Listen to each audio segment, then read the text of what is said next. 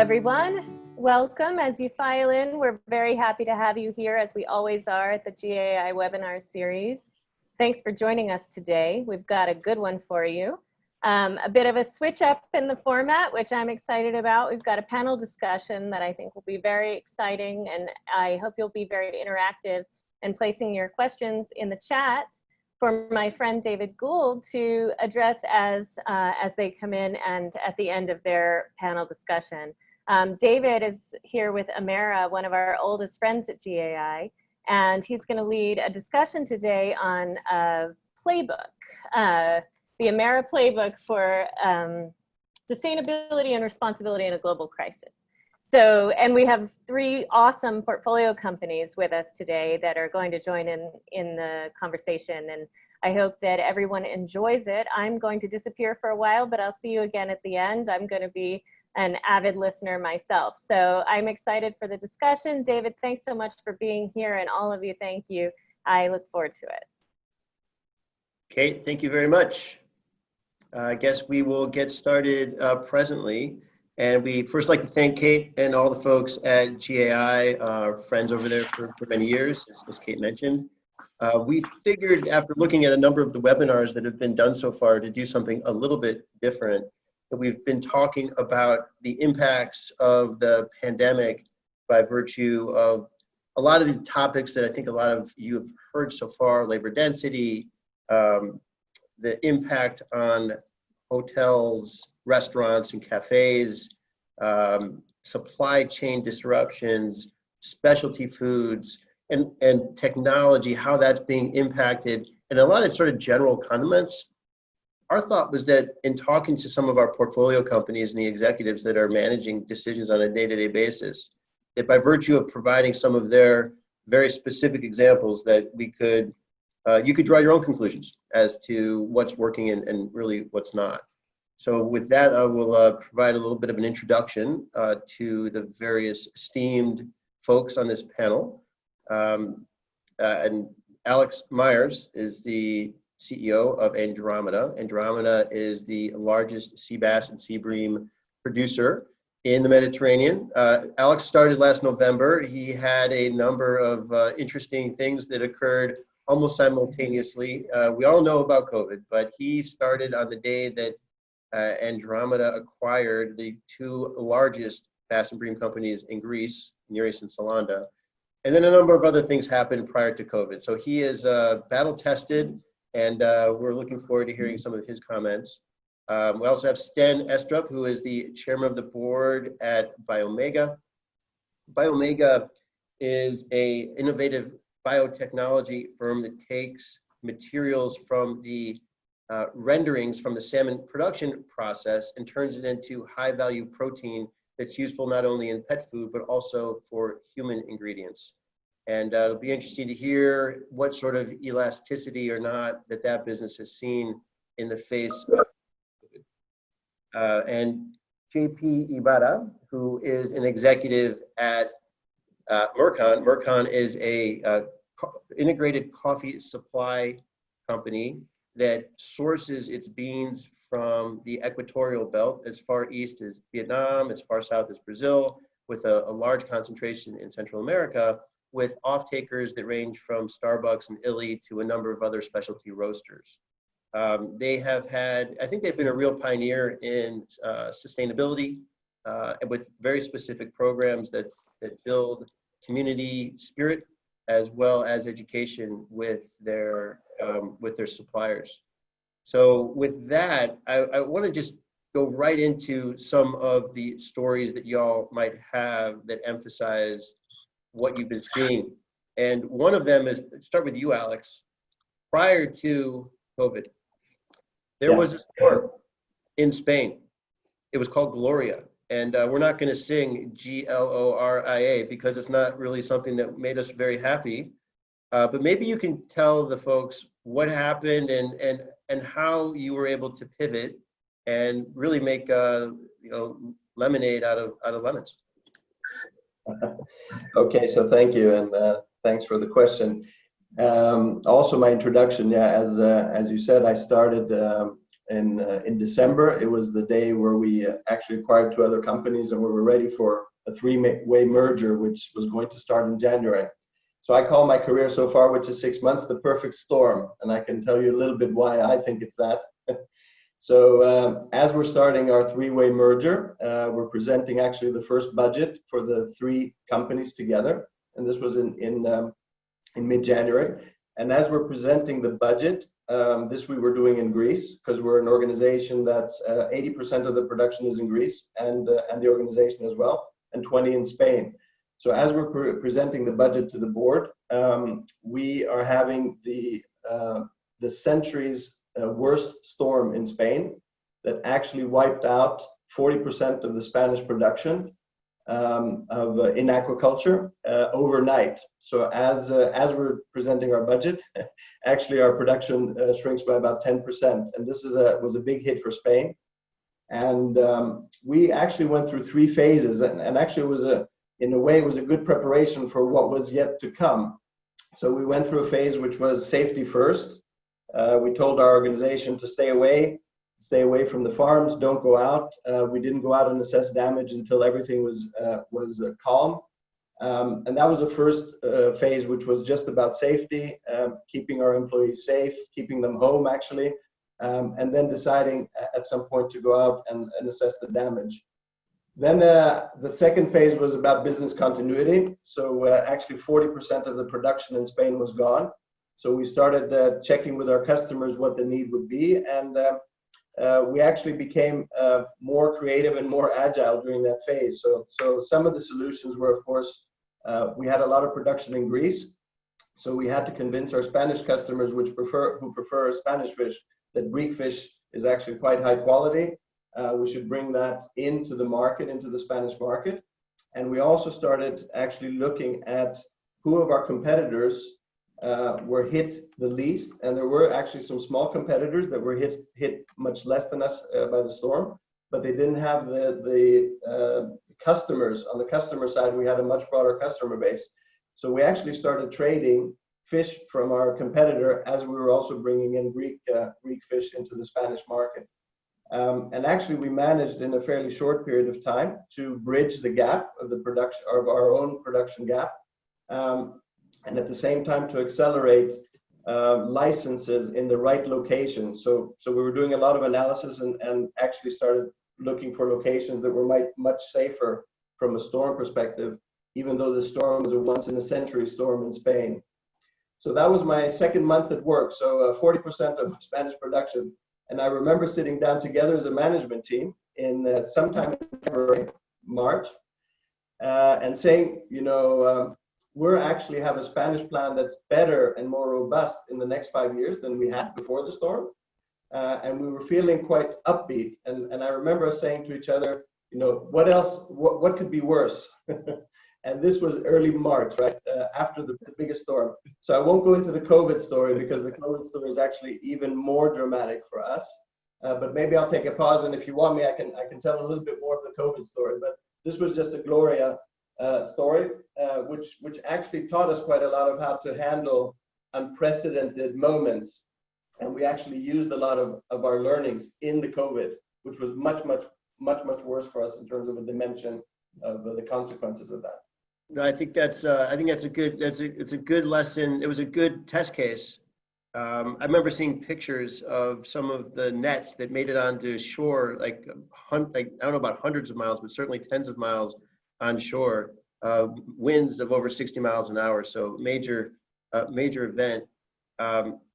Maybe we'll pivot a little to Sten, and maybe stepping into COVID and getting a feel for what you saw with respect to both supply and demand. So supply, the company takes raw material from the salmon production process.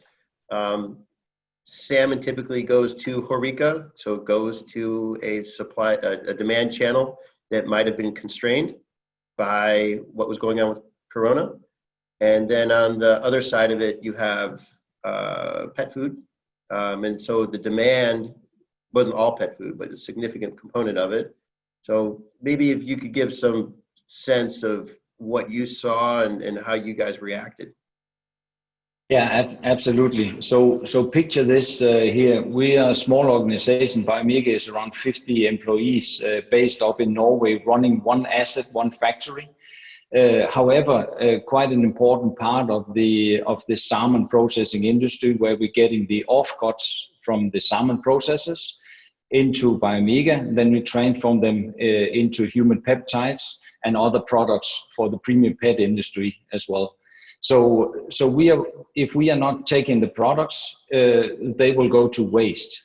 So when we started out in March, we had actually gone through a strategy review and sitting up in Norway and saying, now we're ready to conquer the world by expanding our biorefineries into 2 locations that we had strategically chosen in Europe. So we were starting to get our act together and preparing the business case for funding. And while COVID hit us, we sat up in Norway and said, whoa, we really need to step up and do our part of the business of the value chain here.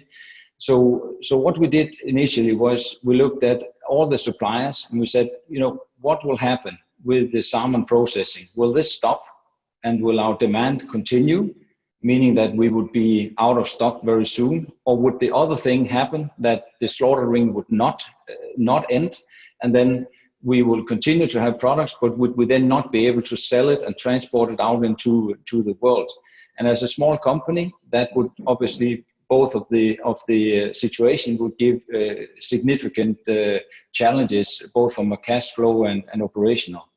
So what we did initially was that we talked to our suppliers and we had a very open discussion and said, what if the scenario 1 happens, that we cannot sell any of our products now? Will you be okay to continue supplying your offcuts into AMERRA?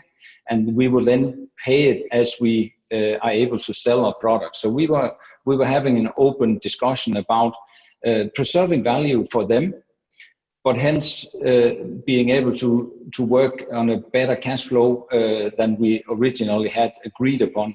And there was a tremendous amount of camaraderie and understanding in this situation. So I was quite amazed. I'm from Denmark originally, so not so far away from Norway, but how the whole industry stood together and shared information. The government went in. The industry said, "Hey, let's see if we can figure it out ourselves." And then, of course, as David said, on the back end, now we're much wiser. We said, what happens when we all grounded and back home? And a big part of AMERRA sale is to the absolute premium pet food area. And I guess all of us who have pets and have spent significant more time home than we have normally, we have treated ourselves with different treats, and we have treated ourselves with what we can. This comes down to very sort of basic Maslow things in a world of uncertainty. But actually, when you look back now, you see the whole pet food area have had very significant positive growth over the COVID period. So we have found ourselves just pivoting through this period here, and actually being significant ahead of our budget in a period where our team has been handling a lot of uncertainties. So we can talk a bit about some of the other things later on. But sure, and I think that key that point you raise about having close contact with your key stakeholders, whether it's a supplier or an off-taker, has been sort of consistent throughout everything that we've seen from the businesses that are having success. And JP, with what Mercon has done over the years in developing these community outreach programs with a wonderful educational program called Seeds for Progress, and also an educational program for its growers called Lift. I wonder if you've seen. I mean, this is sort of almost a rhetorical question, but consider this the easiest question of the day. But have you seen a benefit to having a program like Lift, where you have spent, it's like a 3-year program for people to ultimately graduate from Lift and be able to sell through the supply chain that Mercon represents? How have you seen some of the impact of that from those folks that are in the program. And maybe you can describe the program a little bit more. Sure. Thank you, David. I think it's absolutely essential. Maybe allow me to take a step back and provide the audience with a bit of background on these programs that you're referring to and how we've approached them.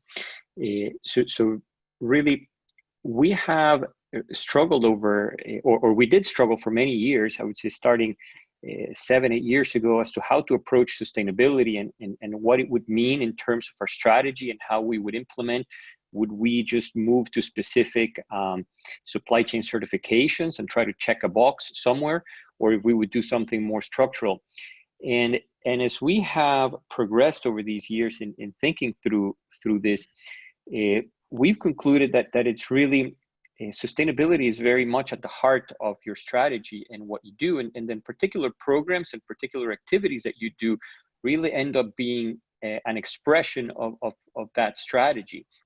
And so, for Mercon, really, I would say that the core and heart of what we do is our purpose, and our purpose is to build a better coffee world, and we start everything from there.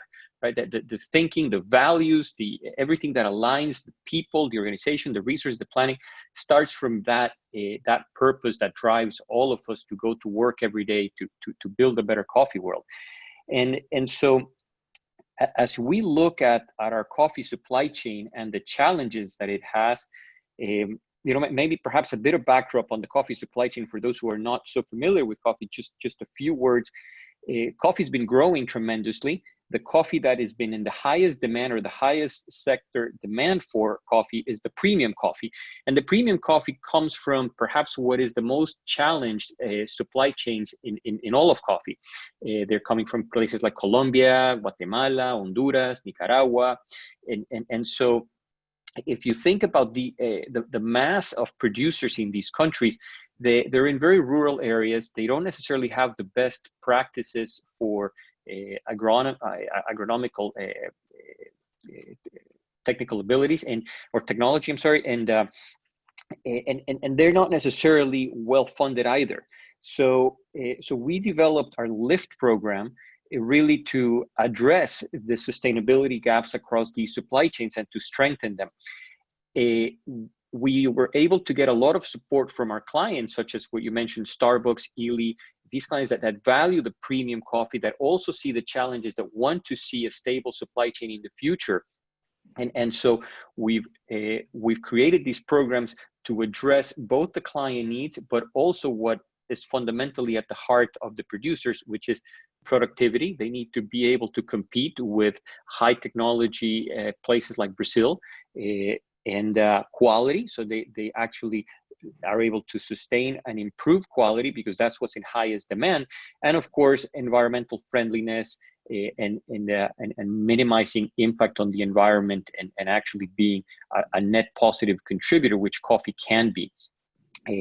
And then in addition, you mentioned also Seeds for Progress, which is, let's say, the more social aspect of our strategy in sustainability.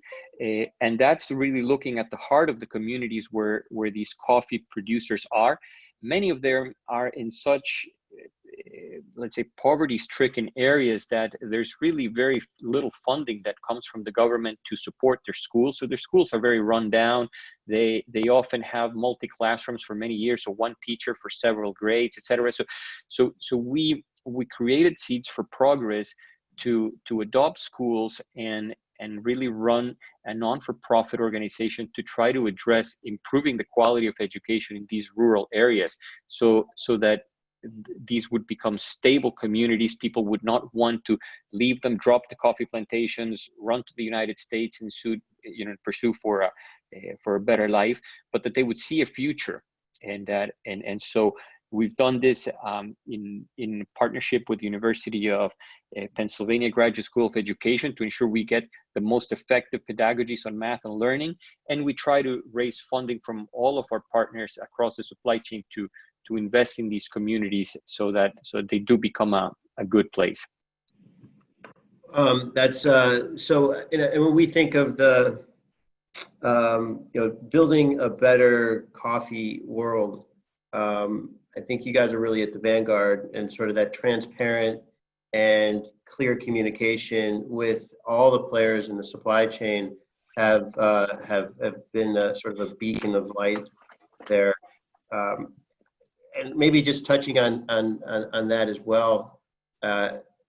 One of the major issues with COVID that we've identified, that everyone has read about, you've seen it with some of the protein producers here in the US, Smithfield and Tyson's, people shut down. I think the original story was that there was a couple cases that occurred there, and then basically people went on strike. They stopped going to work, and that's that's not anything that occurred at any of your businesses.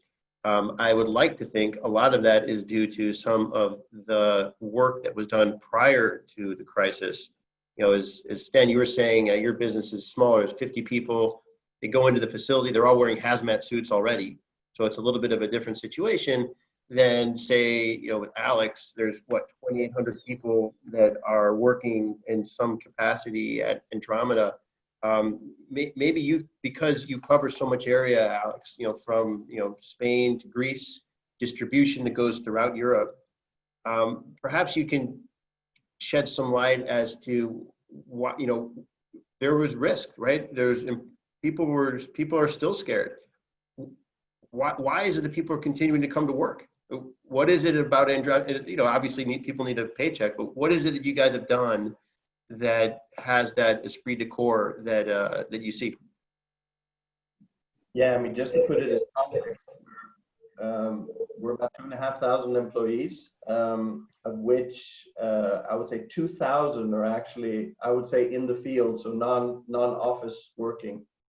And we're in an industry where you can't just shut down the factory for a few months during COVID. We're actually an industry where we need to feed the fish in the water. We need to harvest, which is all very much water-based jobs actually, and then we have the packaging plants.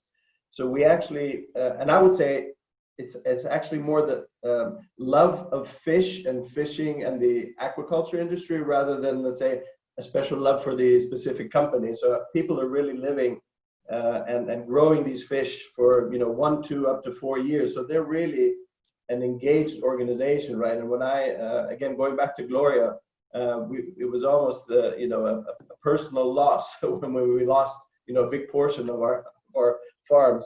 So I would say it's the love of the industry and the dedication to what we call biomass, but people actually see it as both the bread and butter. But there's a big respect to nature.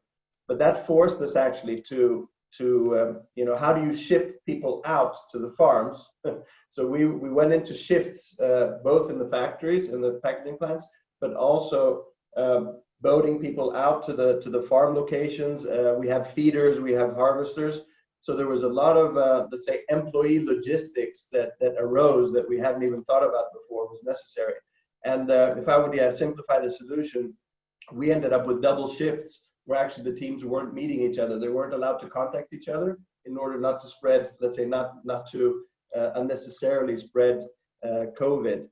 And we went through the whole COVID period with double teams, basically checking in, checking out, never meeting each other, both in the factories, in the boats. We had buses, we bused people to the harbors. So there was a lot of employee logistics, and I think the dedication was just amazing. And it's been amazing that the whole supply chain during this time has more or less worked. And that was my biggest concern, kind of what happens with the supply chain and logistics. And everything just worked, I wouldn't say totally seamlessly, but amazingly that the harvesting was done. Alex, can you talk a little bit more about the supply chain working? When you say, I mean, I think it's helpful to get a feel for cross-border transport and cross-border, not just transport of goods, but of humans, right? Because some people, they may live in one country and they have to work in another country. So if maybe you can shed light on that. Yeah, no, I mean, it was so we a lot of our logistics is based on sea-based and land-based, let's say, transport. So it's trucks getting on boats and boats taking them to another country. We're 80% in the Mediterranean region. So our region is Spain, Italy, and Greece, of which Spain and Italy were hit very, very dramatically. by COVID. So basically there was a lot of quarantine rules and what happens at the border, how much do you have to wait at the border. The fish are fresh, right? So you only have a couple of days to get them to your consumer. So there was a lot of logistics that had to be, let's say, passed. But again, Sten mentioned nations helping each other and kind of the government. So actually everything worked. It was slower, but things worked. And we figured out, person by person almost, what are the rules for quarantine, what happens when the person comes back. And I would say, the first few weeks or maybe a week or two were very difficult to figure it out. But once you figure out the process, things start working, and then you solve the problems at the borders when they're happening. So there's a lot of this day-to-day, I would say amazing day-to-day work to get a fish from one country in the Mediterranean to another within 2 or 3 days, right? So, but it did work. And you mentioned the COVID period. I don't know if I misheard you, but it sounded like you were referring to it as if it's something in the past. And given that I live in Manhattan, we ain't out of this thing yet. So I wonder what if I just misheard you or what you were thinking.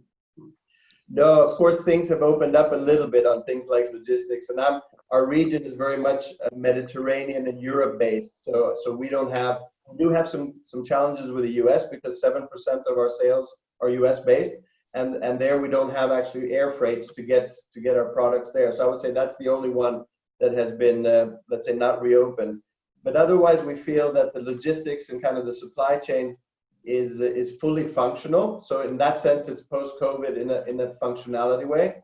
But our customers aren't back. So just to give you where we are on the customer side, half of our customers are restaurants, HoReCa, and they basically are in the beginning of opening up. So I would say we're not even 5-10% covering the HoReCa market that we used to have, which was 50% of our business. And the other 50% of our business is retail, which has really grown and not totally mitigated. But right now we're running at kind of a -10 to -15% versus our budget, or let's say a normal situation. So we're still below. We haven't grown, but retail has mitigated more than half of what we lost in HoReCa, in the restaurant business. Let me just, Sten, maybe you can add a little bit too about labor health and safety and sort of the disposition of your employees. There were some folks, I don't know if they contracted COVID or they just weren't feeling well. I can't remember exactly what happened, but given the nature of the business in the first place, you guys were pretty well prepared for that. No. So given running a small company, obviously there's not a lot of substitutes for the different essential functions. So we went very, very cautious about all the rules that we could put in place for it, and people, feeling a little bit unwell were told to stay home, and one part is a little bit the culture that you have in the company, and of course that's easier to nurture and protect in a smaller company, but also the responsibility of people in general. And here I have to say two points. One thing, truly amazed by our colleagues, supply chain, logistics, production, people at non-managerial positions, just stepping up and thinking ahead and booking trailer space on alternative ferry routes to get things happen. So I think one of the things that we as executive can reflect a bit upon is how much unreleased leadership is in our frontline workers that we are maybe just taking for granted on a daily basis, and letting middle managers run the show. So there are definitely some good reflections on that, and especially in places where you have a good basic education, like in Norway. Yeah. I think you're muted, David. Sorry about that. JP, I'm wonding if, last year Mercon closed a $450 million green sustainable bond. Groundbreaking. There were certain measures included in the issuance that would permit a reduction in the cost of servicing the facility. And I wonder how that's been performing throughout this crisis, if it's been steady as she goes, or if any of those measures have been impacted by the current environment. And also, I just think it bears mentioning, and I just want to, so I don't forget, a large portion of the business, in fact, it's, the family that started it is based in Nicaragua. It's been going through some significant social strife before COVID took place, and it's been very challenging.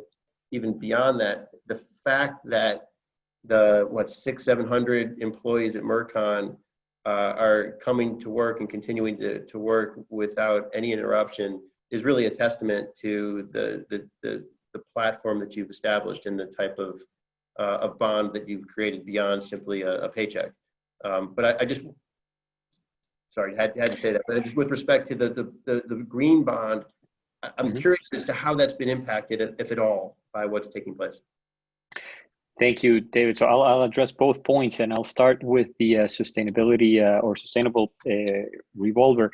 We were the first green revolver in the United States, especially in coffee, and we're quite proud of that. We moved diligently to break ground on that territory. The sustainability facility is really linked to three KPIs in particular. They have to do with volume, with improvements on the lift supply program, and with the number of farmers that we have overall into the program, and they're very very good measures. I would say really the short answer to your question is we've actually gotten better at those metrics ever since this started. And it's been really for two reasons. I would say that the main drivers are, first, the engagement of the people behind the program, and second, the client demand. So the customer demand has actually improved the volume recently. So both of them, and we're now at the point where we're getting the benefit of the discount on the spread for the sustainability incentive. But really at the heart of it, and really to your second point, on the organization, where everybody coming to work and everybody rallying, we've seen some incredible cases of this really showing up. As our clients began to have a lot of uncertainty on the global supply chains, availability of containers, ports being open or not, steamship lines, whether they were going to be there or not, of course, earlier, put a lot of pressure on our supply chains, especially on our mills at origin. All of them to really provide earlier shipments to some clients, and new orders from clients that are more in the retail business, roast and ground, where they were seeing spikes up in their demand. So at the same time, all of these countries, think of Guatemala, think of Honduras, were going through major closures and very, very strict curfews and tremendous limitations on even just regular movement, far greater than anything we've seen in the United States. So it put a lot of pressure on the team. So not just only increased supply and having to produce at the maximum capacity possible, but at the same time having a lot of challenges. And we saw a tremendous dedication from the teams at origin. I think we saw the same from our customer support team, our technology teams, and our sales teams. I have a lot of vignettes on each one of them, on things that we've done as of this that have actually created tremendous impact. But I guess to answer the underlying fundamental is really employee engagement. We've been measuring engagement for several years. We know that we have relatively high engagement at Mercon. I believe, even though we have not measured throughout this crisis period, I can feel it that it's probably even higher. And what we've seen from our people is absolutely tremendous. Of course, everything needs to rest on good foundations and good basis. One of the most important ones that we have, I think, is technology. And for several years we've been working on building really good technology, and I would say that's allowed for people to be able to reinvent the way that they work, their processes, to how they support, how they react in a much better way. We've created supply chain dashboards that allow much easier tracking of our clients. So now from them working at home and having fewer screens or less access to their normal systems, we've made it a lot easier for them to track their coffee orders, where they stand, what they need, how they need to fulfill. For example, we're trying to replicate with technology what's all of the gaps that have been created now with this crisis. So if people cannot travel anymore, there's no conventions, there's a lot less interaction, there's a lot less what's going on. So we've been really reinventing and looking at our sales process and our client support process as a whole, and think, okay, where do we have gaps that we can fill, just either by approaching things differently, but also with technology. So we've leveraged our lift technical assistance people in the fields to take videos, for example, good pictures of what's going on out in the fields, capture all of them. We're using the communications team to put relevant virtual tour experiences, for example, and really trying to get the whole organization behind how do we readapt to this new world. Very good, very good. So this is sort of a question where we're going to expose ourselves here at AMERRA, and really just curious as to how the interaction has been through a crisis.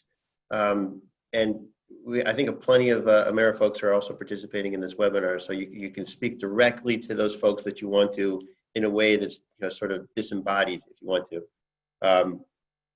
For folks like Alex, you spent a lot of time at large companies, Unilever, Carlsberg, clearly a different experience than working with a sponsor.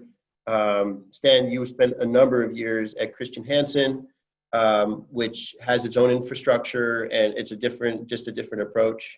So I'm curious if the typical thought process is that sponsors are agile, accessible, and providing really best-in-class thoughts during processes like this. And just curious, I guess I was leading you in there a little bit, but but curious as to your thoughts about this process versus perhaps what you had in the past with public large organizations, how it could have been improved, and how it can be improved.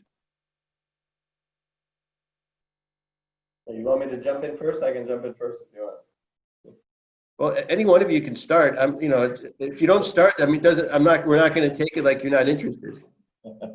No, I mean, I had to be honest, I didn't know what to expect, and this was the first, well, maybe not the first, since we went through the Gloria storm a few months before.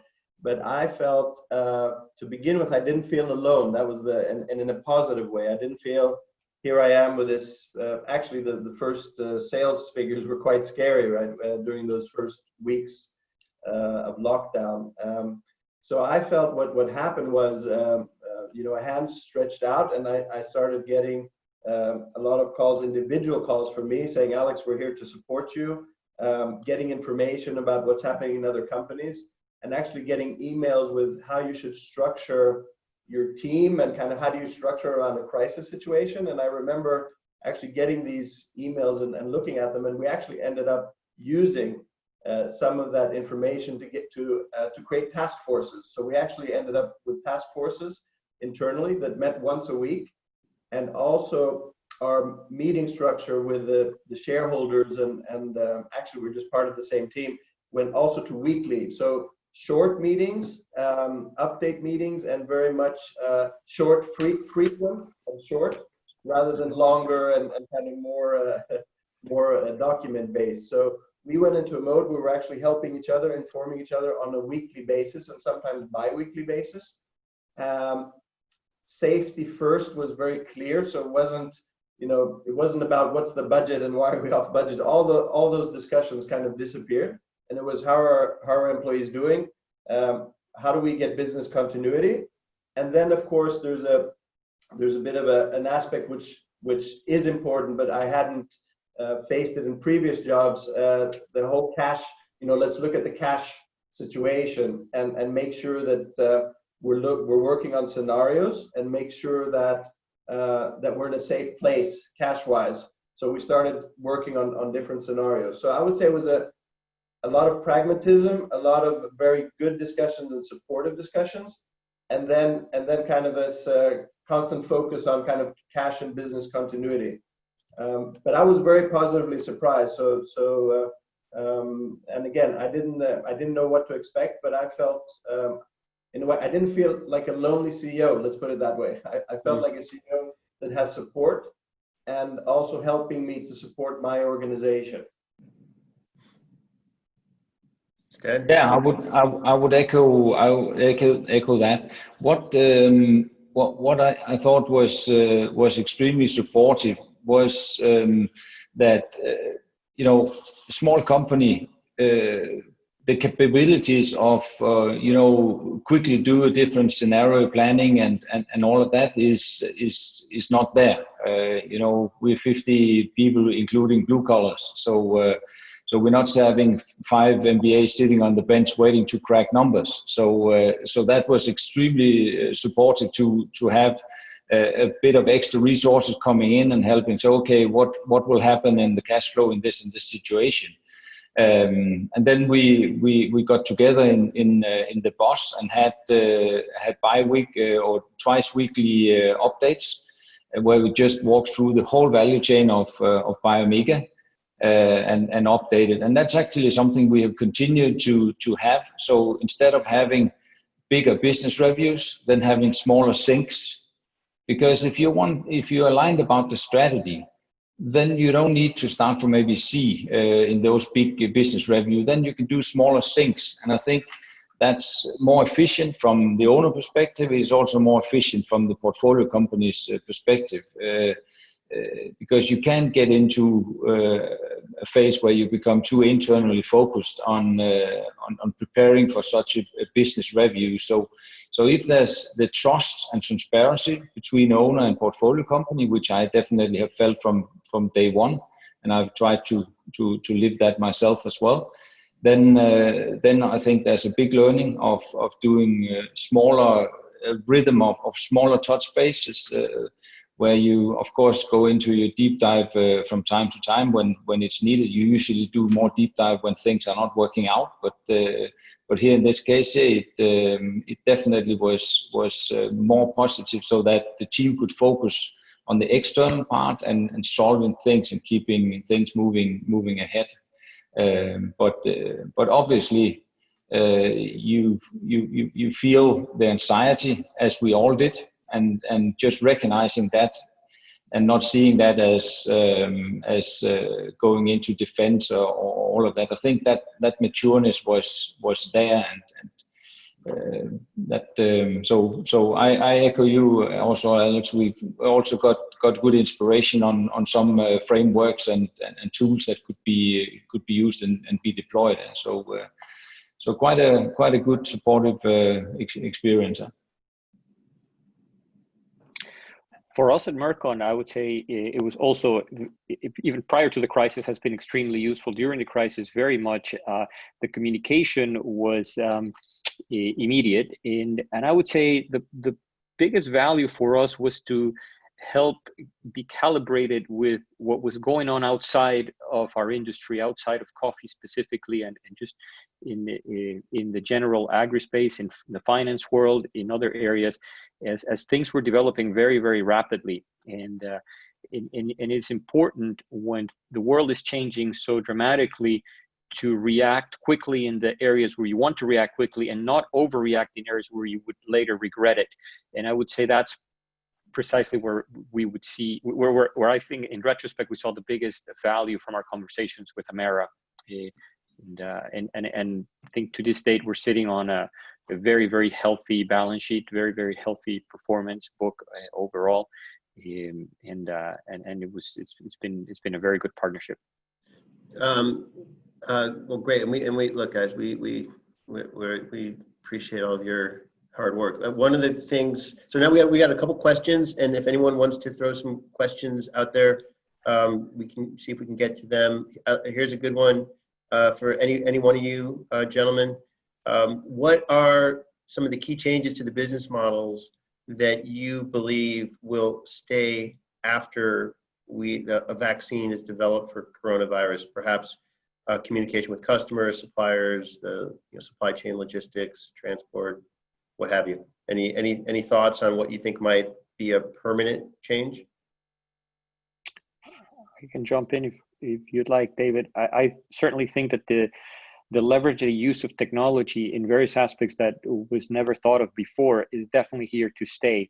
Of course, everyone is using Teams and Zoom, etc.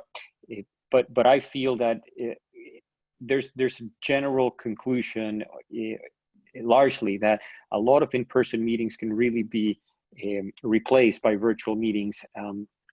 So certainly that aspect is true. But even the thought process behind how you address a need through the use of technology. So for example, even something as simple as the way that we recognize people or the way that we would celebrate birthdays, for example, at the company, we're using Microsoft Yammer, for example, which is like the internal Facebook, if you would, for a company. Just great, right? And something we would never have thought of before. But it's bringing the connectivity and this immediate connection from so many different points, internal and external, that we would have never thought of before, right? So I personally I'm giving the organization a priority to think very strongly about all of the new uses of technology that we can bring on, and I think these are here to stay for the long term. Alex? I could add a little bit from our industry. I think apart from the technology, we've seen shifts in consumption patterns and buying patterns, shopping patterns. So, and I think buying food online, e-commerce for the food industry, and home delivery, things like that, have shifted and probably in a more permanent way. And for us in the fish aquaculture business, a lot of our sales are whole fish, fresh whole fish, and I believe the whole packaging aspect of that, so pre-packed, value-added packed, more convenience packaging. So there have been shifts that have been, I would say, accelerated, long-term trends that have been accelerated during this period. Here's another question. It's very general, but I think there's something here. Did prices for food products go up or down during coronavirus, and what's the forecast for prices once a vaccine is determined? And it's so idiosyncratic. It depends on what that underlying good is. I think JP, don't want to put you on the spot too much, but I think coffee is a very good example of how idiosyncratic this actually is, where the out-of-home consumption was able to transport very easily to in-home consumption, which, if you look from March to April, you saw a nice spike in coffee prices, much different than you find in some of the other basic commodities out there. However, given that Brazil represents a huge component of production for that good, when the real devalued significantly from approximately 4 at the beginning of the year to as much as I think it was almost hit 6, that has an impact on global prices. So I don't know if anyone wants to pick up on that specific to your industry, but it's I think the simple answer is that it depends. Mm-hmm. I think it's JP, go ahead if you want to comment on the coffee. Sorry, since David had picked on me at first, I felt compelled to answer. But yes, I think coffee overall, we're seeing a dichotomy. Yes, because of the Brazilian real and just the general coffee markets are very depressed at the moment. So there are all-time lows, and I think that has to do also with just general selling of commodities. When oil went to negative prices, I think it sort of triggered a lot of I would say negative sentiment on general commodity markets. But in spite of that, we're seeing the premiums for Colombia, Central American good coffees at record highs. So the physical market is really showing that increased demand is there. For the consumer in coffee, prices have not changed that much. Really, the movements have not been significant enough to actually be passed on to the shelves now for several years. So they ought to be quite stable in coffee, and if they're changing, it's really due to the brand or the retailer. But we did see an enormous jump in K-Cups, in Keurig Green Mountain, and obviously all of the premium brands in roast and ground, as well as some of the medium tier brands. So just roast and ground in general is in retail is significantly up in volume. Sorry, Alex. So yeah, go ahead, Alex. No, Sten, I think you were gonna chime in. Yeah, well, there was two reflection of it. I think you're right about the different categories will be impacted different. There's no doubt that the economic uncertainty for certain group, there will be some down trading that would be prevailing in a lot of food categories, no doubt.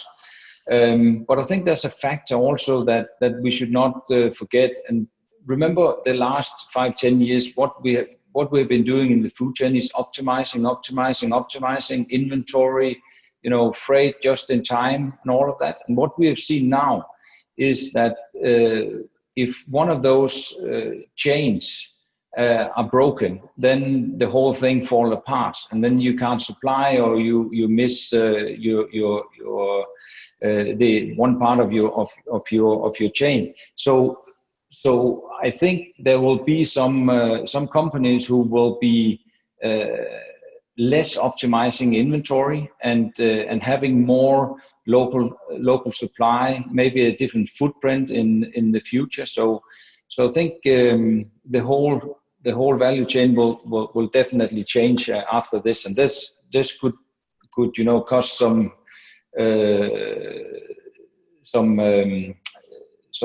margin numbers in the beginning, but I think that's something that will happen over this. We have seen in some of Biomega's chain, we've seen customers just a pure uncertainty saying now we're stocking up because we don't know what will happen.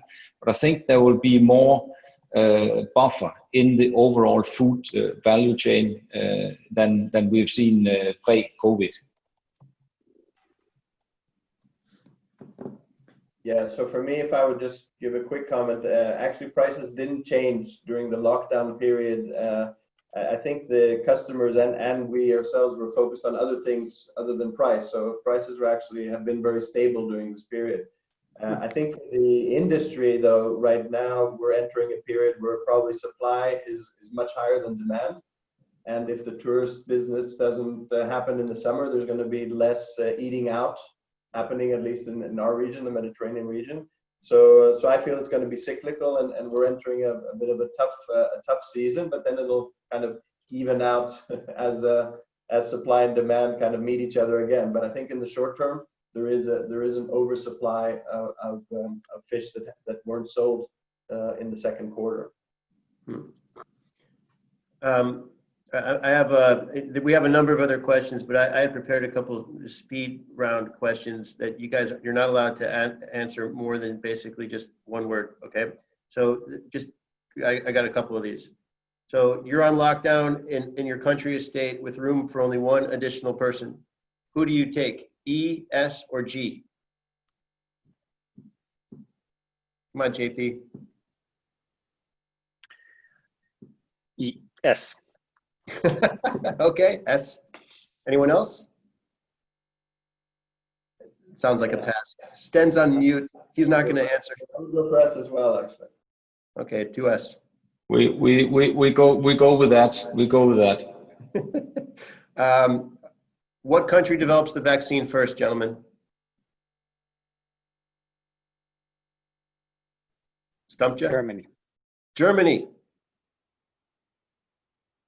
All right, good. I had a couple more, but we actually have some real questions here. And I think we only have time perhaps for one or two more. This is a good question. What can you articulate? What was the biggest mistake that you saw in your business as you entered COVID or during COVID? Was it something simple, big, something you would have corrected? Perhaps you would have had there was some inventory or something that you would have gone into the crisis with before that you could have foreseen? I can start. I definitely think that having an earlier realization that this was going to be crazy times, and then communicated early on. I thought that looking back now, we all reacted, but giving the calm onto an organization that, you know, we're gonna manage what we can manage, and what we can't manage, we will observe and monitor until we can manage some things. That I think could have been done better at Biomega. But you know, that's forever. You can only over communicate also with transparency, and then you will find out what people's real concerns are. And I think, you know, some executives waking up on people and saying, you know, I'm not going to work because it's unsafe, as we've heard in some of the plants in the U.S. food industry. That should be a big leadership wake-up call, because how are such company being run on a daily basis? I think there's a lot around. We talk about engagement, that talk about you know, recognizing what we take for granted on a daily basis on our front line. And I think for us as executives, there's a lot to take in and reflect upon when we are out of this turmoil time.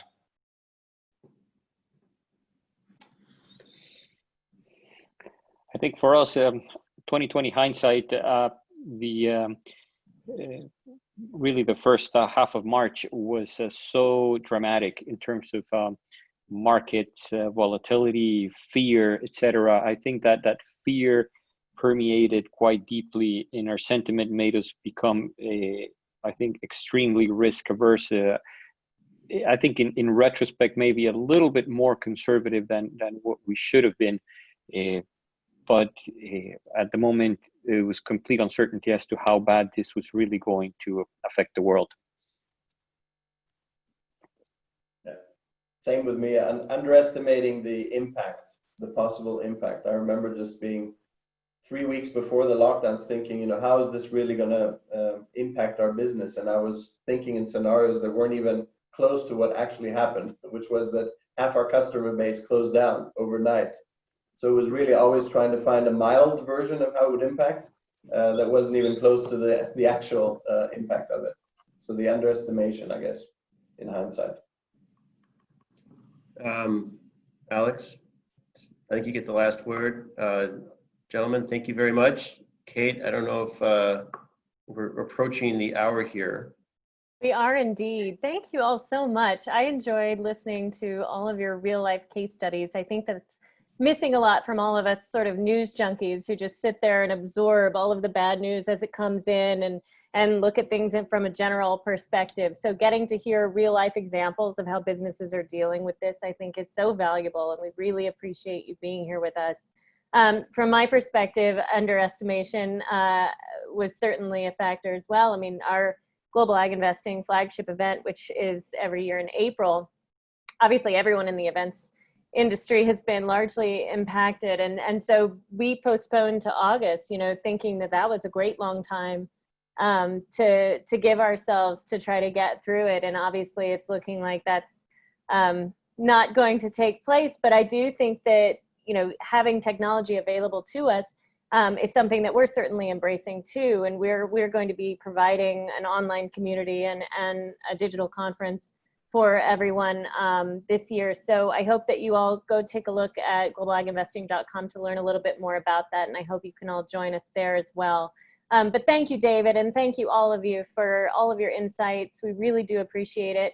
I'll be editing up this video and getting it on our website so that everyone can enjoy it again later and hear all the gems that you might have missed or want to write down later. And certainly go and visit all of these businesses' websites and learn as much as you can about what they're doing. I think that there are 3 really good examples, and AMERRA, obviously, a great example of how well ag private equity can work. Okay, thank you all so much. Stay safe out there. We'll see you next time. Thank you very much. Thank you. Thank you, Bye. everyone. Thank Bye. you. Thank you. Bye.